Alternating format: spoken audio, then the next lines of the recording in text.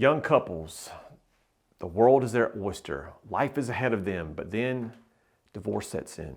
Just can't imagine. It's such a sad time.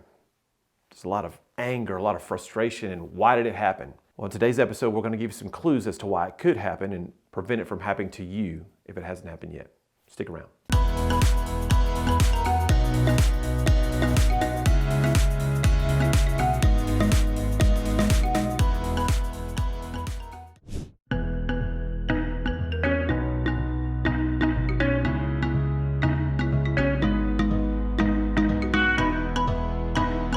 Outgoing folks and reserved folks. So when I talk about this outgoing personality style, these folks are fast-paced, involved, energetic, optimistic, positive, enthusiastic. Woo! Take the leg by the tail, just sling it around and throw it somewhere.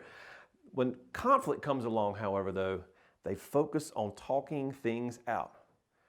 Hey, Alicia, how are you? Hey, can I help you? Can I help you? Hey, you good? You good? You good? You good? You good? And she wants to slap my hand away. And so if she's more a reserved person, she's going to be a little bit slower paced. Now, that doesn't mean she works slowly. That means just she's slow to act or get engaged because she wants to think things through before she speaks. So they're cautious folks. They're concerned. They're reluctant, critical thinkers, and always discerning. And when conflict comes along for them, they focus on thinking things through. Should I? Nope. But don't have all the facts yet. And that's their mentality. All right, so where are you on that scale of outgoing versus reserved? If you're outgoing, kind of remember that I'm towards the top of the screen. If you're reserved, you're more towards the bottom of the screen. We're going to divide you into people person or if you're more of a task-oriented person. People-oriented folks are all about caring and sharing and relationships and emotions and feelings and friendships. They focus on the opinions of others and how they feel. So we tend to be pretty emotional, and I am very much a people-oriented person. I'm an emotional guy. You know, I cried during the movie Frozen. Nobody does that, but I did because my daughter was there, and she's gonna have a boyfriend one day and get married. And she said, "Pull it together, Dad." Anyway, because she's more of a task-oriented person. She's all about procedure and function and forms and programs and processes and analytics. She focuses on getting things done at the end of the day.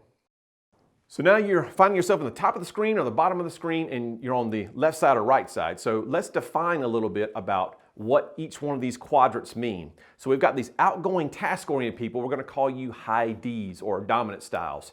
Never met a challenge you couldn't face, love to be in charge, take charge mentality. Then we've got our outgoing and people-oriented folks. Those are our inspiring styles. We're going to call you high Is. Just love influencing others, oozing charisma all the time, just like to be in around people. You're all about having fun. And then we have our supportive styles. Those are our reserved and people-oriented. Kind folks, make super friends. They're great listeners, give you the shirt off their back. They're just wonderful people and the glue of any organization. And then we have our high Cs, which are our reserved and task-oriented people. These folks are analytical. They are, think about accountants, lawyers, doctors, those kind of people who are just high-level thinkers. These people are the E.F. Hutton of the disc world. If you remember the old commercial, when E.F. Hutton talks, people listen. That's right, people listen. So C's don't really say a whole lot most times, but when they do, they've really thought through what they have to say, and it's usually like, pretty epic in terms of the results of that. Now, we're all a unique blend of these four traits. So we all have a little bit of D, a little bit of I, a little bit of S, and a little bit of C, some in more categories than others. I'm an IS. You know, my I is really, really high, my S is really high, and then everything else kind of falls towards the bottom of the scale. Young people tend to have less wisdom than older people do. That's just the way that life works because you just don't have that experience yet when you're 19, 20. Dating sites have taken a great approach into figuring out ways to encourage and monitor compatibility among people. So, do you like to fish? Are you a Catholic? Are you a runner? Were you born from the same area of the United States, or are you from a different country? And all those things are great, but we don't talk about core values. We don't talk about how people communicate. And when we don't do those things, we're missing some very important pieces of the puzzle in terms of what people should be looking for when they start out new relationships. So being outdoorsy, or you're a runner, or I'm active, or whatever, those things are great, but those are surface level things. We want to get deeper into relationships before we get started down this road too much. For example, the book, The 5 Love Languages, is phenomenal in trying to figure out how someone gives and receives love, which is going to be different than you. And then we go into personality types and how people communicate, which is, again, unique to that individual and going to be different than how you communicate. So D's are going to want to move fast.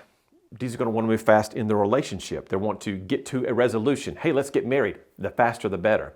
They're all about making fast decisions, pivoting very quickly in their decision making, even in the most important decisions in their lives. And then you take the I's. The I's are all about the fun in the world, and let's just have a great time and enjoy the moment. More people around us, the better. That's kind of their mantra in everything that they do. The S's are going to slow things down a little bit in their speech and how they act with other people, but they're deeply caring. And it takes them a while to really invest in other people's relationships because they don't want to be hurt. So while a D in a relationship may want to really move towards engagement and marriage in a fast way, the S is going to want to slow down. And if there's incongruity there, then you're going to have some friction, and that could lead to potential separation after you're married and so forth.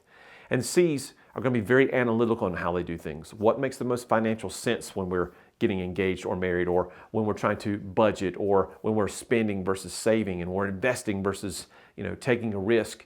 All those things matter to the high C's in the world. And so when you have an I and a C that are in a relationship, like my wife and I, the way that you have to manage that is thinking to yourself, okay, those I's are all about the fun. Woo, let's go have a good time. I'm going over here, and I'm going over there, and I'm doing my thing. And then C's like, dude, land your plane. Okay, what are we doing about the grocery list for next week? Oh, do we have everything in the calendar for the kids? Because we have soccer, and then we have French horn lessons, and we have music lessons, and we have this dance competition, and then we're going to Columbia on Saturday for this little spin thing, and I've got to have all that stuff down and controlling. Those C's are controlling. The I's are very free-flowing and very spontaneous. Those C's, they're all about structure and doing things over and over, and patterns make sense to them.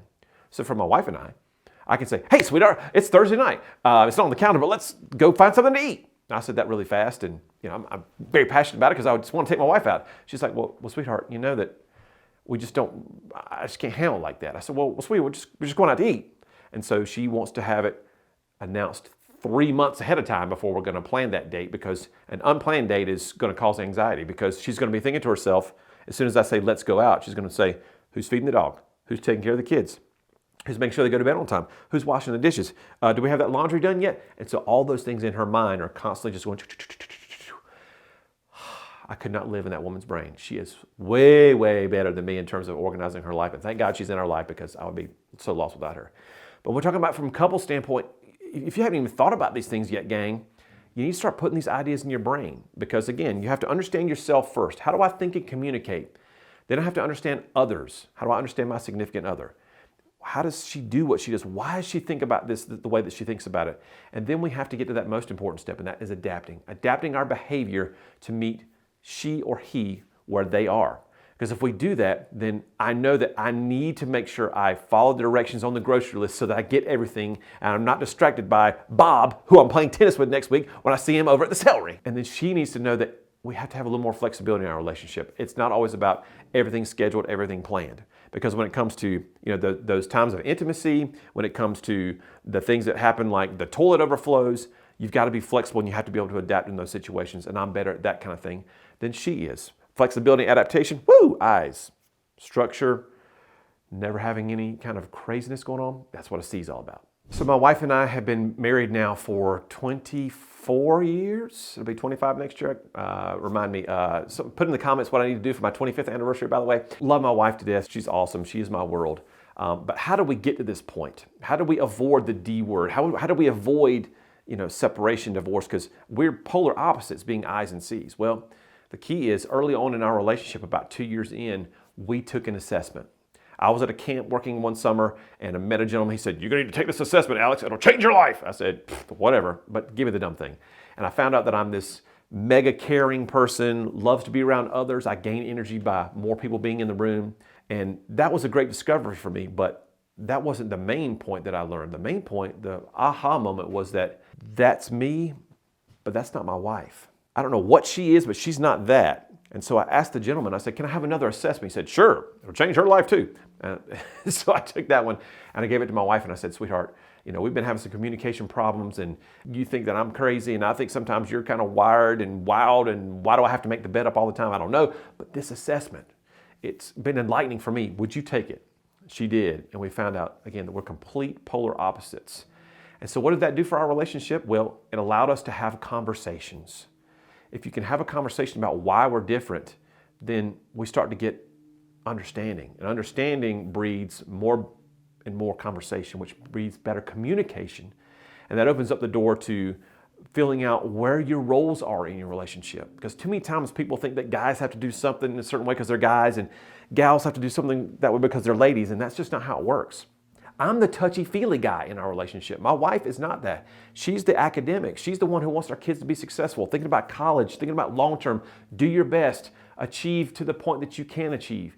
And I'm just about playing on the floor with the kids, playing some board games, and I'm the referee. So when my wife and my daughter are butting heads, I'm the guy, okay, you go to the red corner and you go to the blue corner, and then I have to intervene for them. I'm like, oh, sweetheart, it sounds like that when my daughter does this, then, oh yeah, that's frustrating, that's gotta be. And then I walk over here, I'm like, oh yeah, when mommy does that, yeah, that's frustrating, I can hear what you're saying. And so that's the role that I play. That's not the traditional male role, and that's fine, because it's not about gender, people. It's about understanding yourself and figuring out where you fit into that relationship. And if you figure out where you fit into that relationship, then these walls of miscommunication go down, because there are no pretenses. There are no, I should be doing this. No, you should be you. And if you are you and they are they, and then we start understanding each other, and then we start adapting, this whole divorce thing just kind of goes out the window. Now again, we're not talking about any kind of drugs, alcohol, any kind of those outside sources involved, but just in the pure sense of building a better relationship. If you understand yourself and others, you learn to adapt, you will be the best couple on the planet when it comes to communication. So we're at the point where you may be having some of this going on. Okay, maybe you're way out here. Maybe you're just getting started in a relationship. How do we avoid this separation and divorce? How do we avoid the anger and the frustration and suffering? We avoid it by taking an assessment. Find out who I am. It starts with me. I've got a link below in the description that says, here's my store page. Go to that link. Take an assessment. It's going to change your life. Do it today. You'll thank me later. See you on the next video.